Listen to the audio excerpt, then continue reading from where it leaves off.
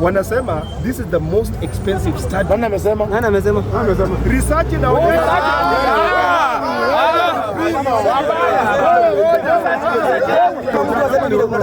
unaanza kumpigia Wamunyoro na wewe ndio ujue. Wamunyoro kitu na wewe ujue. Songa hapa. Wewe naye kitu ujue. Kuna kitu inaitwangwa point of correction ama point of order. Umeelewa? Wakati uko kwa flow unaongea na tuone kuna mahali unatuporosha, kuna interjection mtu huwa anaingilia na kucorrect. Na huyu jamaa alikuwa anaongea vizuri. Si alikuwa kwa flow. Akasema ati research imesema ati hii uwanja si dunia mzima. So huyu akamuuliza, unajua lazima utuconvince.